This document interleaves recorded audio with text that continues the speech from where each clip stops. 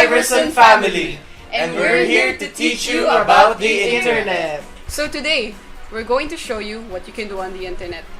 What we can learn on the internet, and the dangers of the World Wide Web. So basically, internet is a global computer network providing a variety of information and communication facilities, consisting of interconnected networks using standardized communication protocols. The internet has a lot of potential. People can communicate with family and friends, maybe play games with them. We can also share some stories with pictures with the help of social media. Oops. The internet is also a huge help in our education performances, since the internet is a huge source of information. This is a perfect platform to research, energize, and learn with fun. And another cool thing about the internet is that it can be a platform for business. With internet marketing, business can deliver content to their customers through personalized and cost-effective communication. We can sell our goods, invest into something, and make collaborations with other companies. Isn't it fun to use the internet? Now we'll show you the basics of the internet.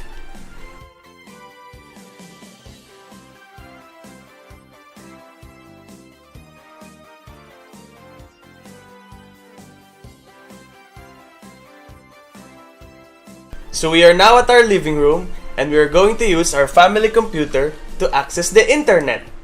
So basically, we'll just plug the device and turn on our computer.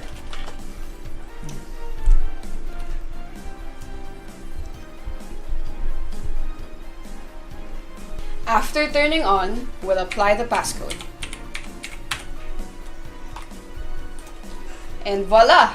We can now access the internet. Now that we have an access on the internet, let's now log into our social media accounts. If you don't have a social media account yet, don't panic. It's really easy to create one. First, write the informations about yourself, like your name, birthday, sex, etc. Create a passcode and there you go. You now have a social media account. We might have our freedom.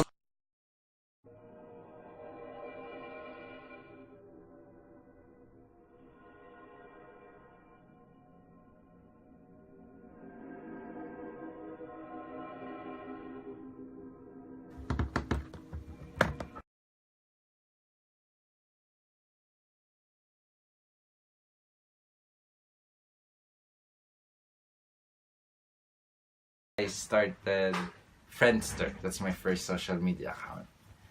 And I think that people started using the internet for the main purpose of connecting and sharing information. To promote themselves or make blogs about themselves that was used to show how interesting a person can be. People even more to break boundaries, just to unite and connect each other to one another. I signed up my Facebook 2009. Yeah, 2009. So that's how I began to socialize with other people, and that's how I got many friends, and but most of them are not. So the internet.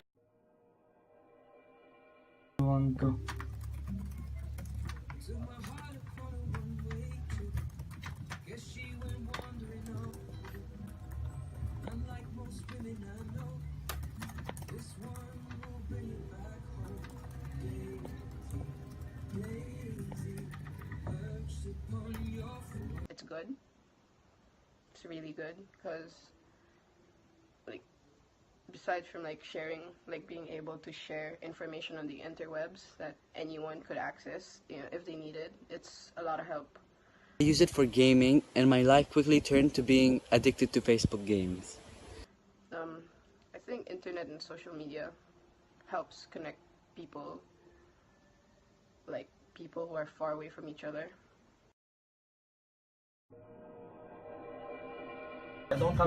Use it.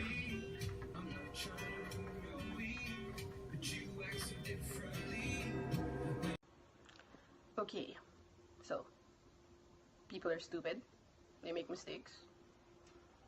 And people make mistakes on the internet and social media.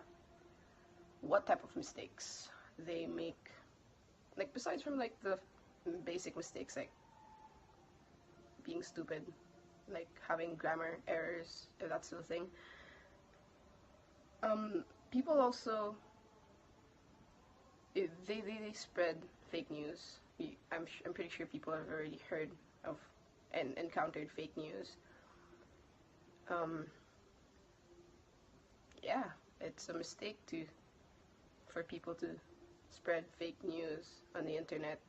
And I think the mistake of other people is that they actually believe it. That's not right. I think you have to be like, what do you call it? You have to be information literate or media literate, or you have to be literate. You have to know you have to be able to distinguish the real news from the fake news in order to be considered like literate. There, I think there's a mistake on both ends.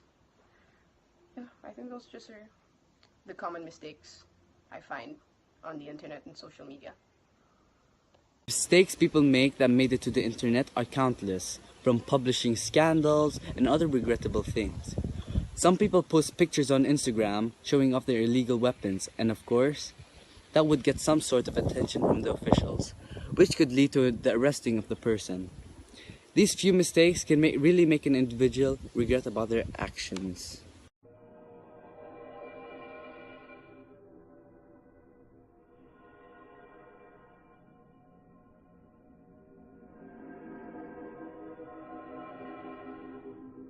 In my opinion, every person who uses the internet or social media on a daily basis has already experienced cyberbullying or have been attacked on the internet with harsh words and mean criticisms.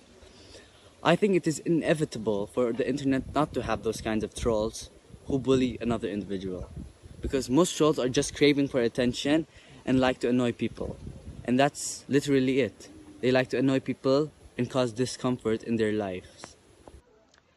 The internet and social media, they're there for people to also express themselves, be themselves.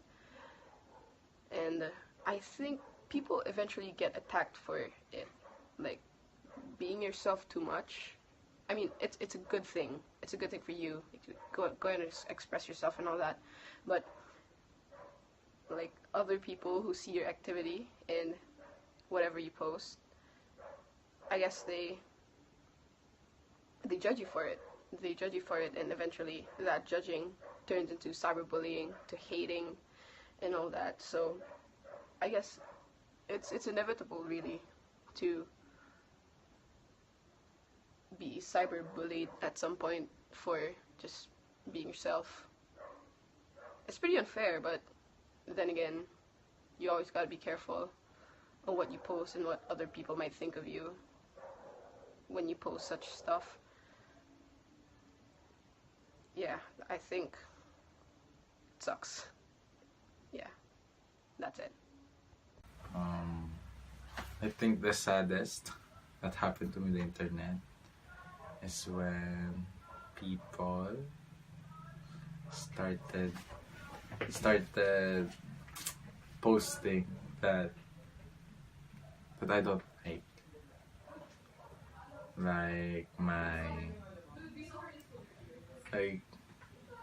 when things that hurt you there, I really hurt those parts.